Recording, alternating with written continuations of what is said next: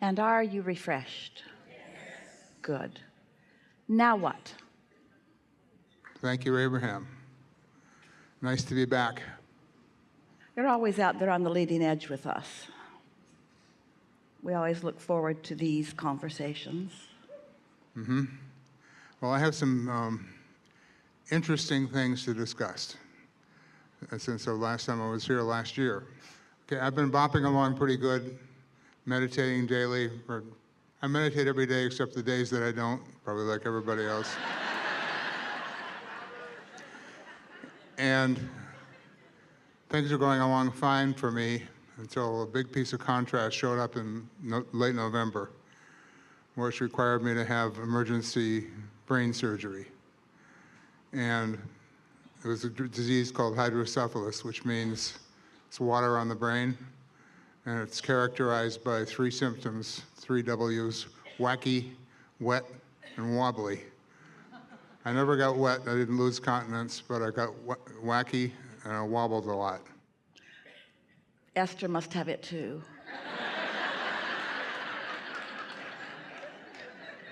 They installed a shunt in my brain. They got a bump right there and a line that runs down and drains into my abdomen to drain off excess spinal fluid.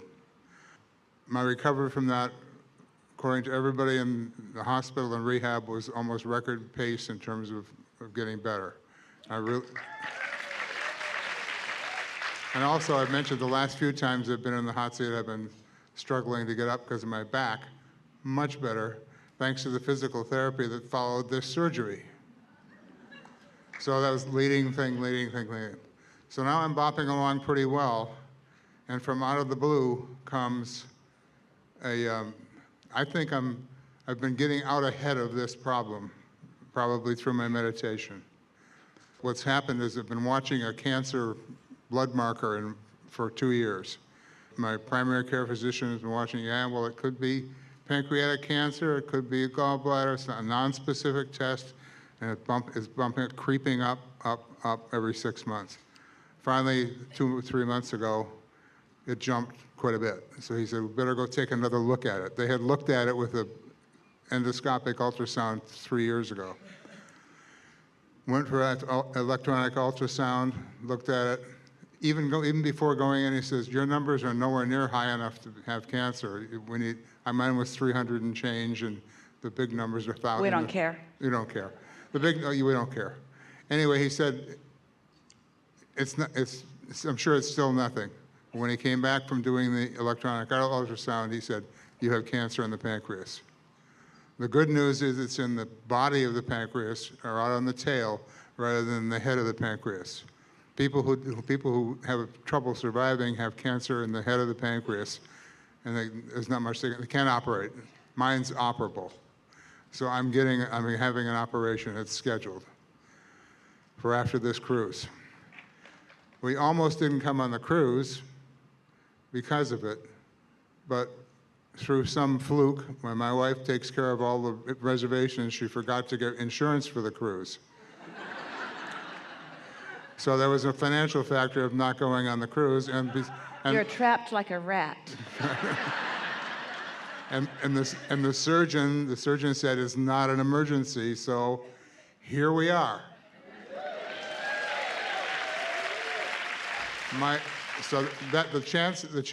Only 1 in 10 diagnosed patients have this operable thing. So I feel like I should be screaming with luck, but I'm still fighting the voices that come in, the negative emotion that comes in.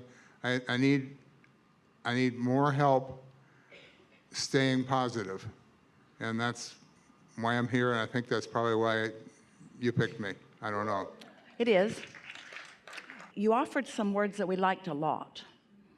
You said, I suppose I've been getting out ahead of it. We're going to tell you a story that's going to feel slight and maybe almost too whimsical for what this situation should be evoking from us, which it will not. Jerry and Esther some years ago had some chickens, which attracted some skunks. And Jerry devised a very clever way of putting a live trap in a 55-gallon drum barrel and attracting the skunk in, and he already had some tarps fashioned so that as soon as the skunk was in the trap and in the barrel, he could cover it with the tarp. The two of them put a big tie around it and hauled it out to a place that they newly named Skunk Holler. They hauled many skunks there, started a whole new skunk community. But to do that, they needed a way to haul the skunks. So they bought a terrible looking truck from a teenager who had used it to race in the mud with. And every square inch of the truck had damage on it. But it made a really good skunk mobile. Who you going to call? Skunk Busters was Esther's motto. She wanted to start a business. We'll haul your skunks. We have a way to do it. And so eventually they renovated that truck. They put all new pieces on it. They made it look like a new 66 Ford truck that had just come off the showroom floor.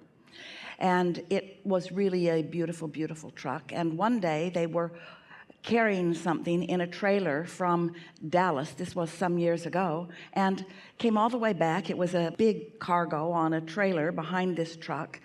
And after they dropped off the cargo and the trailer, they were driving up the freeway, and the truck broke an axle, and it made rooster sparks in the darkness and didn't damage the truck. The wheel went up in the wheel well, and they were right in front of the dealership that would repair the truck.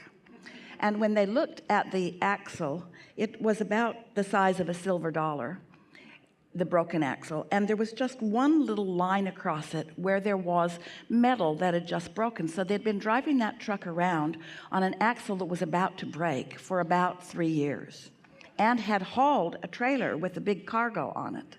And when that happened, it made them for a moment feel lucky or fortunate, certainly, but it also felt like a little risk, and why hadn't we known about that?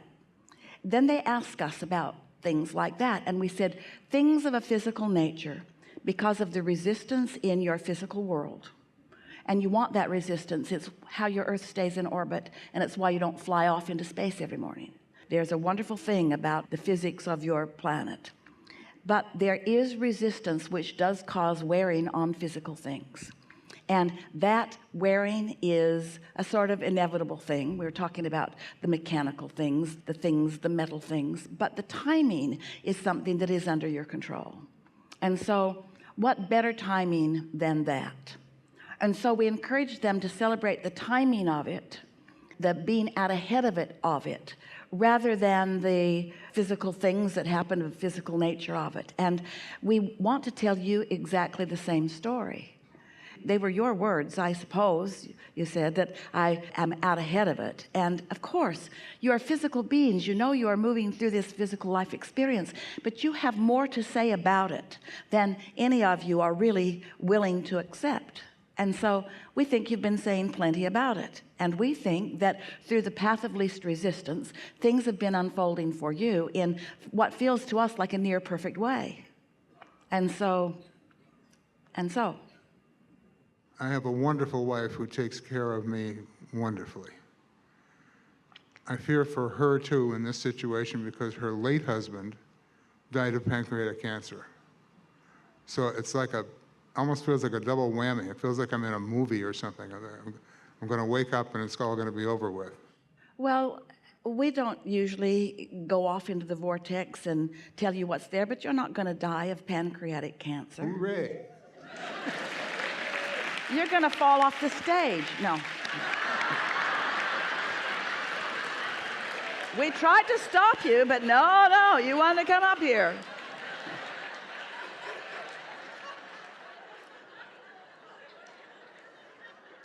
So then following, go ahead. The seemingly apparent next right thing for me to do is to go ahead with this surgery. Absolutely. It's absolutely the path of least resistance. It's the perfect thing for you to do. Yeah. One wrinkle in it that worries, it's also worrisome. The shunt that they put into the brain, when the pancreatic cancer surgeon saw it, he said, shunt's got to come out. before I open you up. So went back to the neurologist. Easy, we'll take it out. How long before the symptoms return? Nobody knows. Never. Never? The shunt has done its job. Your body is acclimated to the new recovery. The not having insurance on the cruise bought you the time that you want for all of that. Everything's lined up really well for you. Thank you. Yeah.